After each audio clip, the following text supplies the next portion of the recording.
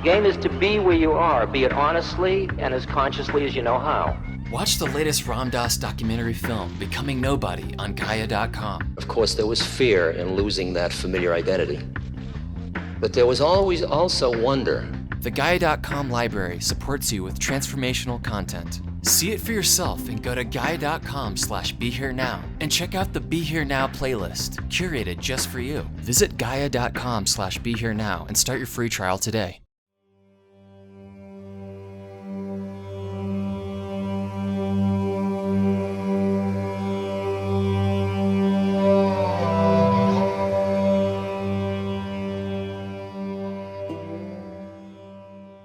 Hi, everyone. Welcome back to Ram Dass Here and Now. This is Raghu Marcus with another episode.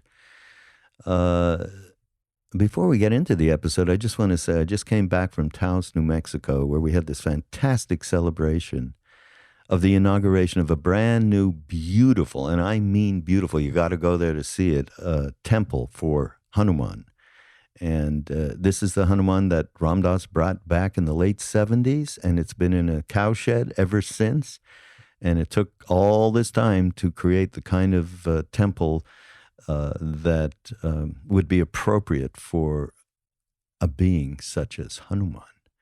So it happened, and on top of it all, Ram Dass made it there. He hasn't been out of Maui in almost 15 years. He hasn't traveled to the mainland. And he did, even with all the health issues and being in a wheelchair all these years. No one has will, the kind of will that Ram Dass has. And he made it there. And then he made it back, and he's okay.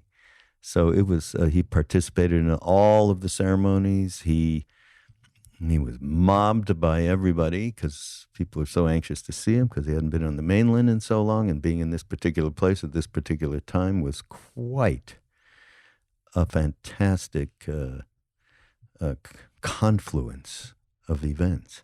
And we did a little filming of it, so we're going to share that as well with people. So I just wanted to, it was such a fantastic experience. I had to share that.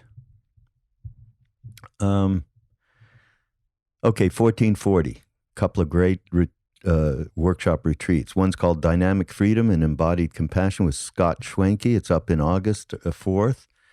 And so what caught me eye. He talks about waking up, growing up, cleaning up, and showing up. And you put your foot on the path, you're waking up. Then you got to grow up a little bit and start to realize that it's not about me all the time. And how do you do that? You start cleaning up, you do practices. And then once you get your let's say your true self homogenized a little bit more, then it's showing up, which means absolutely enacting that compassionate love that's inside every one of us. So that looks like a good workshop. Everybody should take a look at 1440.org. Just go there and look up Scott Schwenke. And the other one is Power of Pleasure, which that caught my, it's with Janet Palet and Kai Wu. It's in mid-September. That caught my eye because the way in which these two women approach sexuality and sensuality and intimacy, which I feel, forget that. It's obvious that's a shortcoming of ours in the West, okay? Intimacy, particularly, and openness. And, we have a lot of fear around that.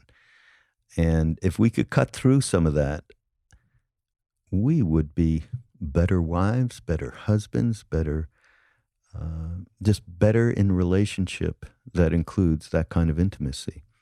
So this is a great opportunity with these two gals to really open up in a way that would be of benefit, big time.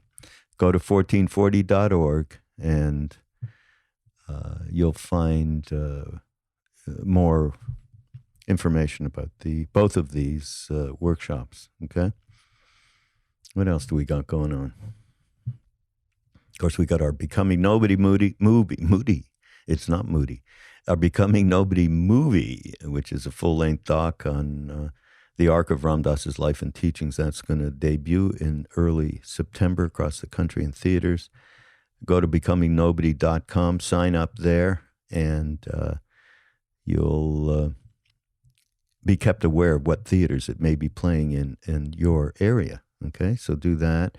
Also, East Forest, this fantastic musician, artist, did this wonderful record with Ram Dass. He's been releasing a few songs every quarter, and the full-length album's coming out August 9th, I believe. Go to ramdass.org and certainly get on the mailing list so you can get information about this. There's just some really deep, transforming music that he created around Ram Dass's words and concepts. Okay? So that's going on. Okay, this talk. It's not a talk. This talk has, although he does bring up the devotional path of love of God, and centered around Krishna as one of the many forms of yoga that are available to us. And in this particular one, it's lover to beloved. Okay, this particular form. Sham is the picture you see of the flute playing blue god, Sham. It's actually, although my name is Raghu, Maharaji gave me another name, which was Sundar Shamdas. Only now am I coming to realize the validity of that name, which went to my son. Just how much I am so in tune with Maha Mantra and Krishna. And more I come to believe chanting that mantra as a central practice is essential for me and easy. And I got to play you this a couple of minutes of this chant from a man named Madhava Prabhu. And this particular yearning melody just has been a rudder for me as I've been going through a lot of transitional stuff lately. And I'd really want to share that with you. It's called Crying in the Morning to Radha Krishna. Okay, here it is. Just listen to a couple of minutes.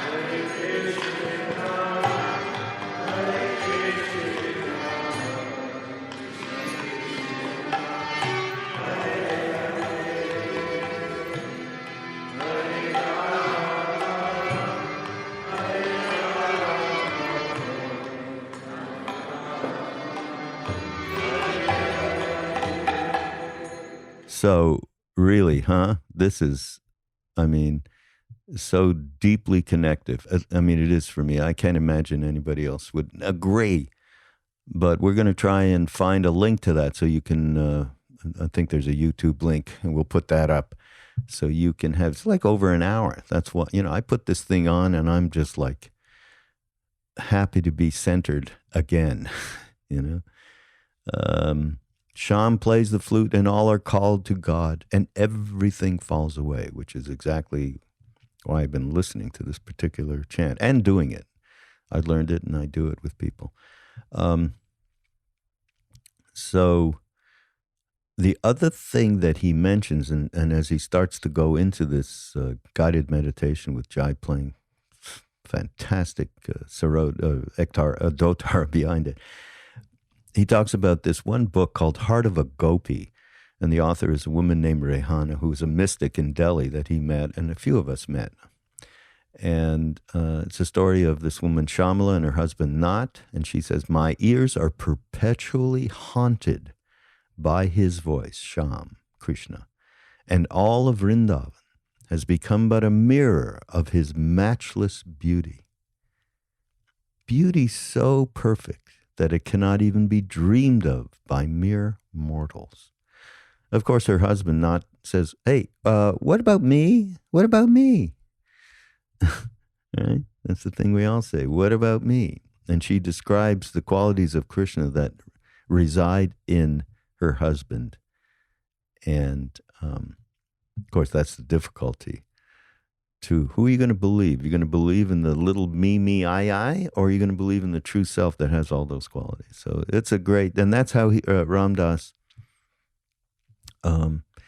starts to go into this guided meditation. And one of the other things that he does in this guided meditation, he brings up a seeker who is seeking an enlightened master and goes to India, and many, many months and months of searching, finally finds the enlightened master, and off he goes to the cave with his fruits and flowers and is welcomed as he makes his offering. And that seeker then becomes he who is beyond seeking, and he becomes wisdom, compassion, and love. And Ram Dass turns this all around and talks about we have to, and you know, for me, we're not talking about anybody getting enlightened here. That's a whole other talk, becoming nobody. Only Maharaji did I ever know became nobody. I mean, and I've met some other people, Nanda Mahima, Karmapa 16th, you know, these are nobodies. In other words, there's no subject object, and they are not relating in a polarized fashion. They are completely beyond. They are in the one. There's only a we. Anyhow, when we get to the point where we can experience that possibility, and we start moving in a direction of opening ourselves up through practice, through compassionate action, then, as he says, we have to accept our responsibility to share with others who are searching, right? Who are searching, or who are in pain, who are suffering. We can do nothing but that. And that doesn't take you to be completely an enlightened being. It does take some awareness. It does take some awakening, right? And within that awakening, we can do nothing but share. And look at Ram Dass. I mean, look at all these years. And look at him when he first came back from India in 1968, the end of 67. Maharaji said to him before he left, do not tell anyone about me. Okay, reverse publicity. And Ram Dass could do nothing but that. And as a result, a few hundred of us made it over to India to meet him. So that kind of compulsion to share is what I would call it. He had no I've talked to him about it. I said, what was in your head when he told you not to say anything and all you could do was talk about him? And he said, well, I had a jewel. It's like I came back with this jewel. What was I going to do? Put it in my drawer? Put it in my closet? Hide it? Not possible. So here we are today. Be here now, right?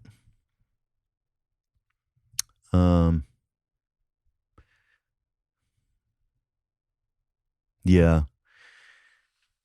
This path of love, the path of Krishna and Shama, I mean, it has been, I don't want to get into any judgmental thing here around the Hare Krishna movement, ISKCON movement. because there's so many good things about it. But of course, saying anything is the only way is always a problem. Even though I strongly believe that chanting the name is the simplest of ways. But of course, there are many paths. And in our own case, with what Maharaji has represented, I was just telling someone the other day at Taos, when we were sitting around telling stories and stuff, that Maharaji, without telling us to do anything, because he never told us to do anything except stuff like love women like you love your mother and sister, right? He very, very direct things he did say to us. But he never said anything about meditation, for instance, except how did all of us, not all of us, okay, 90% of the people that were there went and did a Vipassana meditation course, and that became a foundational practice for many of us. How did that happen? How did it happen that many of us have taken Buddhist teachings? So this intermingling, and we have this going on in Maui at all of our retreats, the intermingling of Buddhism and Bhakti. And so that happens to be our path. And so this guided meditation around love and Krishna is really spectacular, especially with that movie. So I leave you with this, and this is Ram Dass Here and Now on the Be Here Now Network. Go to BeHereNowNetwork.com and find my other podcast that I do called Mind Rolling, some great people that I talk to, and find Joseph Goldstein and Sharon Salzberg and Krishna Das and Jack Kornfield and so on. Okay, it's a great channel. Omid Safi, who's a great, great Sufi teacher. We'll see you next week. Bye-bye, or Hare Krishna. There are many forms of yoga or union, methods of coming to one. One of the methods that is so sweet, it is another method, just another method, is so sweet, is through the devotional path of the love of God in the form of Krishna. There are many faces of God, and each form has a different quality to it. In Tibetan Buddhism, there are many mandalas with different figures, and you work with different figures that bring out different qualities in yourself through relationship, because the forms of relationship with God that will bring you home, are the relation of mother to child, of friend to friend, of lover to beloved, of student to teacher, of servant to master, father to son, mother to son, and so on. And throughout the history of beings, there have been these avataric forms, these forms of perfection that come down out of grace, or that come into this form out of grace, into this plane out of grace. Krishna was such a being. And it is said, Krishna, the image of Krishna is of this, there are many images of Krishna. There's one of Krishna in his early, as a young adult, in which he's the charioteer for Arjuna in the part of the Mahabharata that's called the Bhagavad Gita. And then there are earlier stories about Krishna, in which he is portrayed usually as a beautiful blue-skinned, radiant boy playing the flute. And when he plays the flute, which is the call of God, people that hear that call just are pulled towards God, and everything else starts to fall away in the world. And it is said that these people who are so devoted to Krishna, Krishna was a herdsman, a cowherd's boy in Vrindavan in India, in Bharat. And his devotees were called Gopis, who were the milkmaids. And these milkmaids were totally devoted to Krishna. And they had families, but their love was with God. And there is actually a sect in India, which is a Gopi sect, in which all of the sadhus, the men and the women, dress as gopis, as milkmaids, and just love God in that form. And the issue comes up of the relation between divine love and worldly love. There is a story called The Heart of a Gopi by a very beautiful Sufi woman who I knew in Delhi. She has since died. Her name was Rehana. In which this young girl, Sharmila, who is a Gopi, goes to the river with the other Gopis and they wash their clothes and bathe, and then Krishna starts to play tricks with them all the time, and they all fall madly in love with Krishna. Sharmila has a husband, and the husband's name is Nath. Sharmila says to Nath, "Now, Nath, mine ears are perpetually haunted by his voice, and all of Vrindavan has become but a mirror of his matchless beauty. Beauty so perfect that it cannot even be dreamed of by mortals. And my heart, there is no longer even a heart in Sharmila's breast." There was a long, long silence.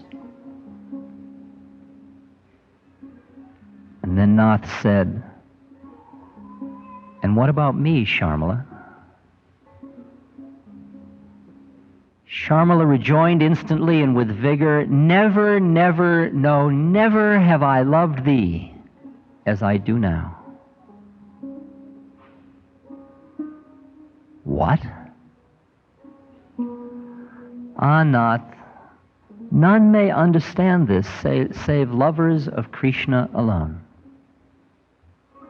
Well, I cannot understand it, it's true. And I'm afraid. Sharmila, I am afraid. And shuddering, he hid his face within his two hands. "My lord," said Sharmila, "look deep into my eyes and listen well to each word I say. And if I speak but the shadow of a falsehood, may Krishna never appear to these eyes again. In the sight of that Almighty God whom thou worshipest, I say to thee this. Did Sharmila not love thee with a love as pure as that of Sita for Ram, two other forms of God, as fathomless as the ocean, as vast as eternity? Never, never could she love Sri Krishna. And if she did not love Sri Krishna, never, no, never could she love thee with the love thou deservest. It is not thy body that I love. It is thy soul, and all the goodness and sweetness and strength thereof.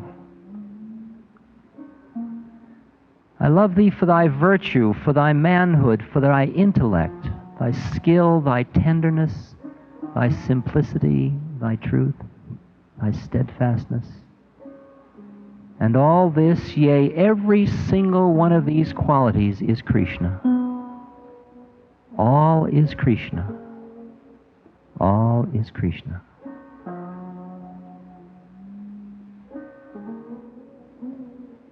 As Sharmila ended, her eyes fixed on Nath's, there sounded in the silence a long flute call, thrilling them to the very marrow of their bones, making the tears leap to their eyes and their hair stand on end.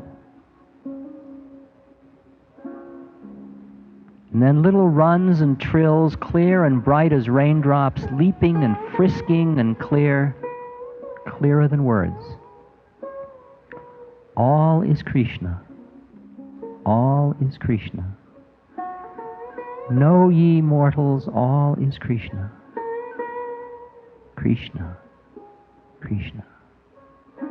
All is Krishna.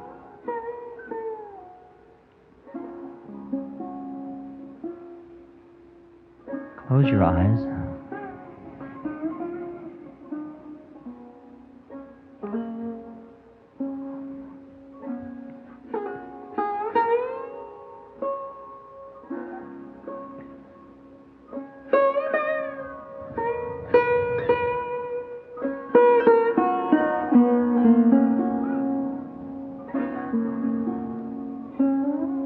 Just rest in your being.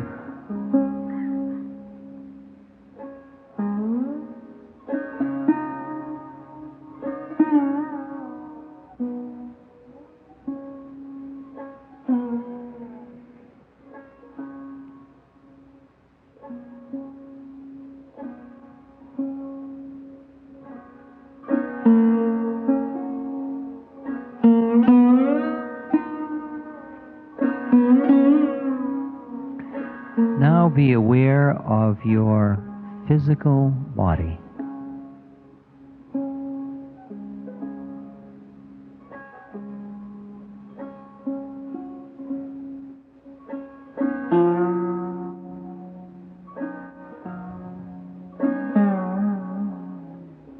Feel your head, your neck, shoulders, arms, hands. Feel your torso, your legs, your feet. Feel your entire body.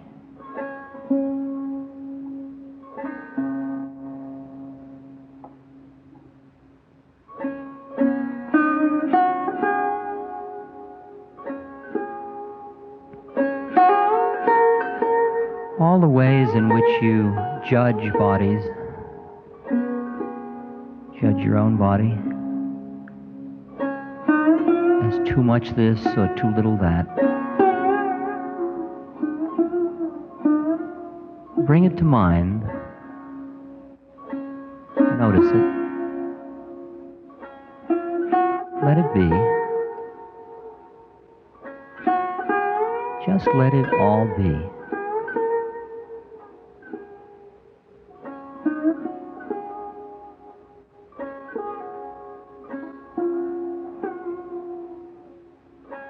Don't react, don't push, don't pull. Just acknowledge. It is.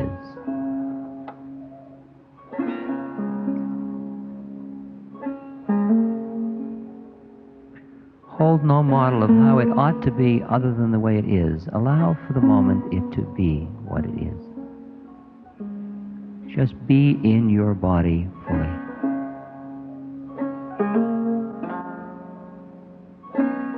Take a few very slow, deep breaths.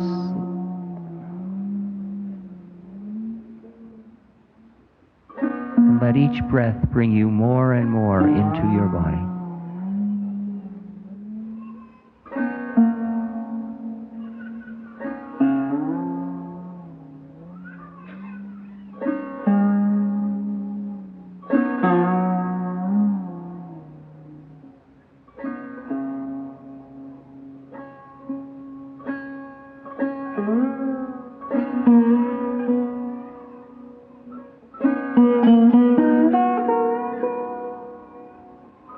Now bring your awareness to your personality.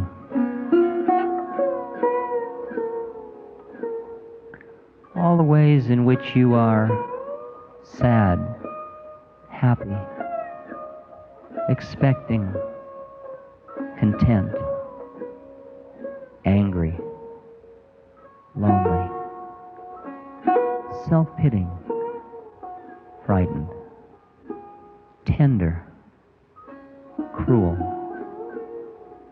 loving, hating, joyous, jealous, sad, desirous.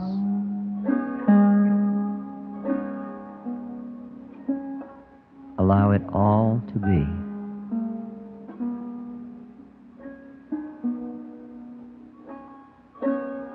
Feel your way into who you think you are.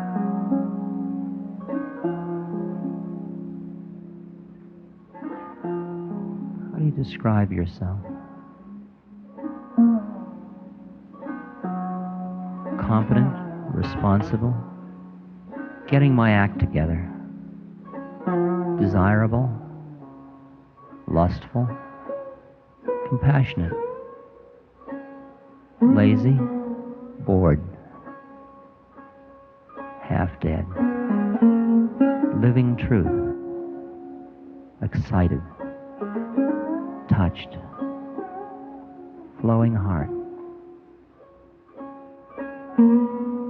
Feel your way into all of it in yourself.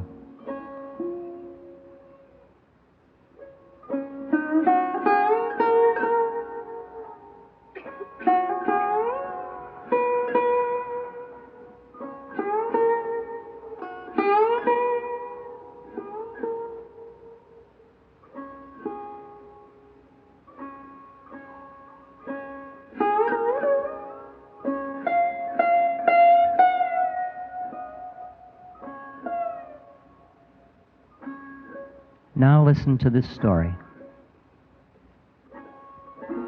A seeker.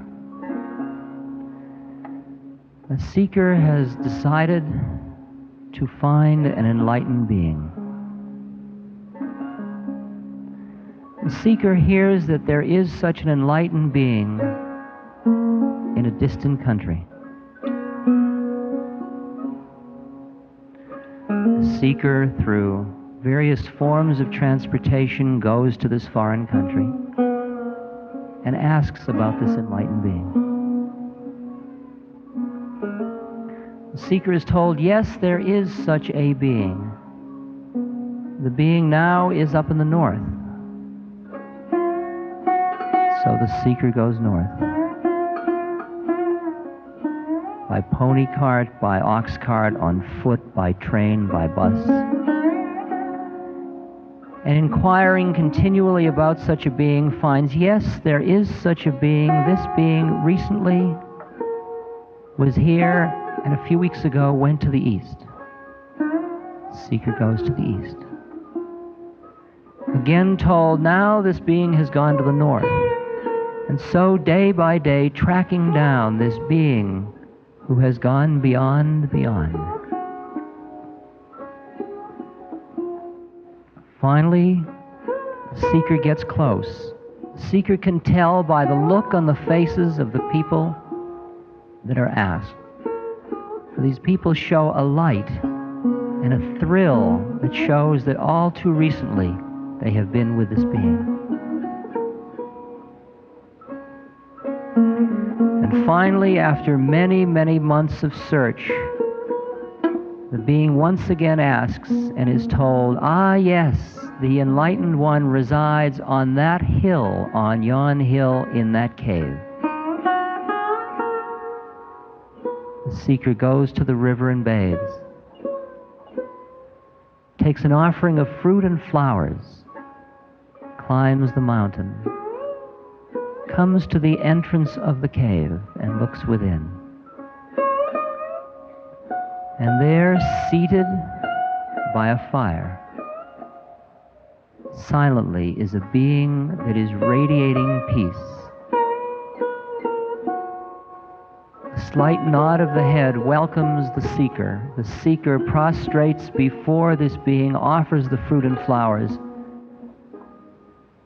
The offerings are acknowledged, and the seeker is allowed to sit before the enlightened one. Now experience yourself as that seeker. And imagine before your eyes, sitting before you, is a being of absolute equanimity, of radiance, a being that is truth, that is wisdom, that is compassion.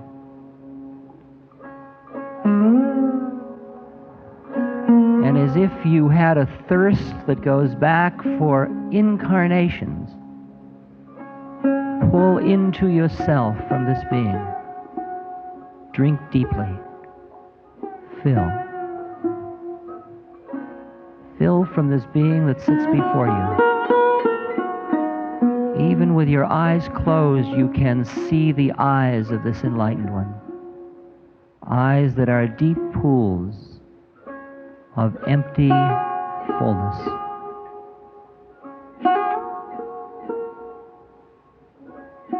Let that which is coming from this being pour over you as a balm, as a healing elixir.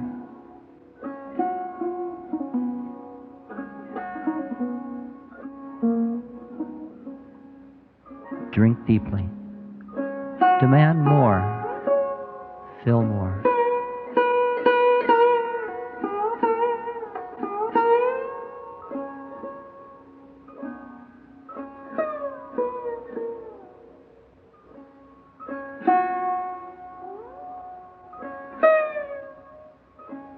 Now, it is now a later lifetime. You have finished your work. You have become free. You are the enlightened one. You sit in a cave.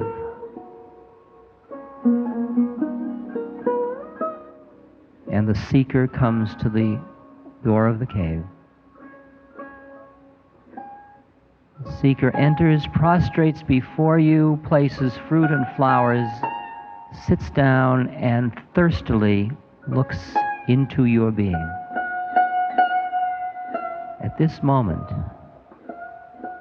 become who you truly are. Set aside all your models of who you thought you were, for there is a seeker demanding of you, demanding your essence. Experience the quietness at the core of your being. Experience the non-clinging quality that allows everything to be here, but nothing to be held on to.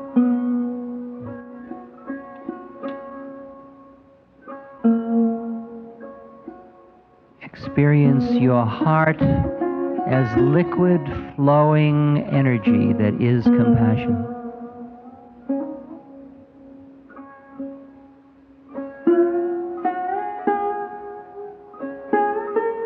Experience your intellectual mind as quiet, and in that emptiness, feel the depth of your wisdom.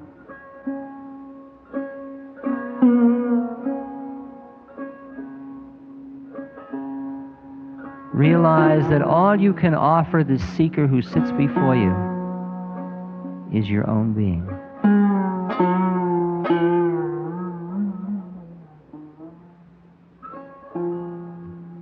Here are the words of such a being, Swami Ramtirtha. As I say these few words, feel your way into them. These are words describing you.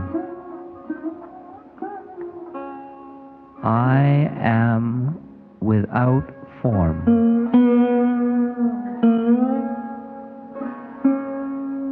I am without limit.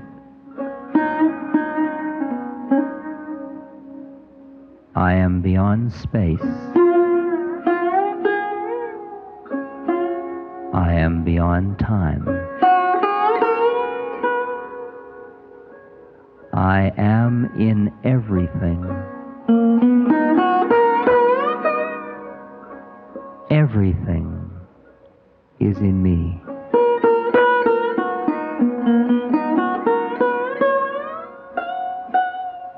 I am the bliss of the universe.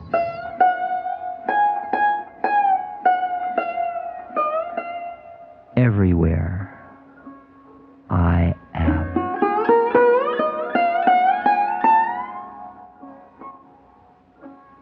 I am absolute existence, absolute knowledge, absolute bliss.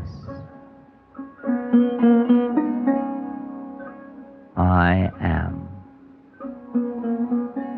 I am.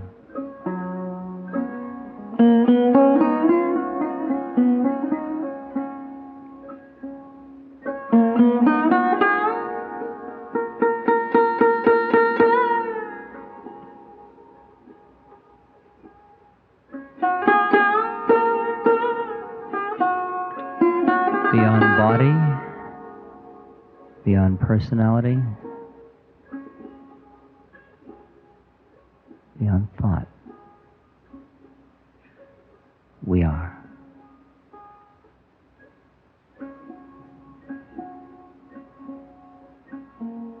And now, here, as souls gathered together in a moment of love and consciousness, let us share the grace of the moment. Imagine that you have a breathing opening in the middle of your chest. But instead of air when you breathe in, you breathe through your nose and air goes in, but at the same moment into your chest goes soma, elixir, ambrosia, the living waters, the Spirit. Draw that in from this space that we are sharing. And on the out-breath, send it with a thought form of love and peace to somebody who you know who is suffering.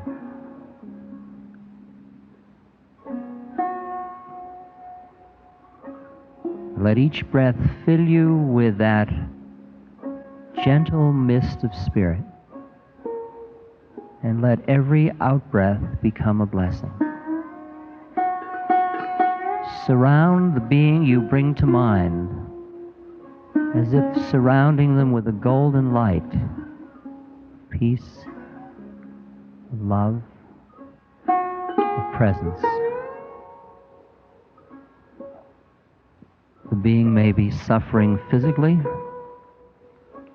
psychologically, spiritually.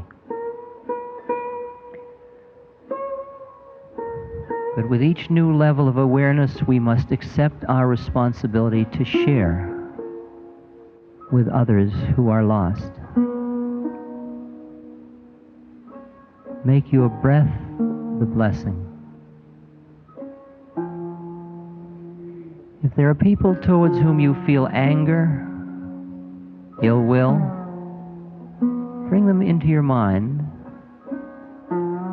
Look beyond the body, look beyond the acts that you are angry about, the personality. Look beyond it and see that in that being is another being, just like you, who has heavy karma that's creating suffering. And send your blessings not for the actions, but to that being.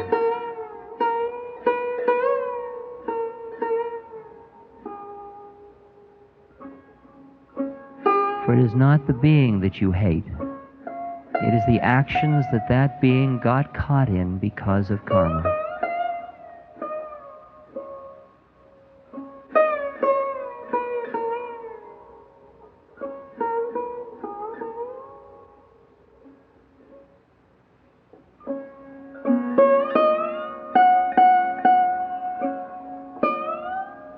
And now collectively, just one breath for all beings who suffer everywhere. We as a collectivity of several thousand beings, from this point, let our light shine.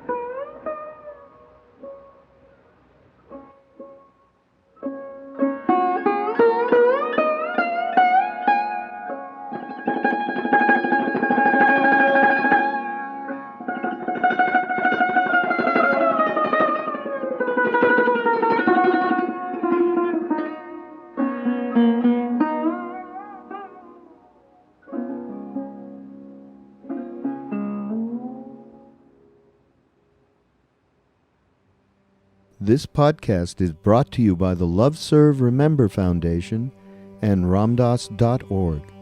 We appreciate you listening, and we appreciate all the support that you've given us. Please continue that support and donate at ramdas.org. We can then continue to share what Ram Dass has been sharing for all of these years. Thank you.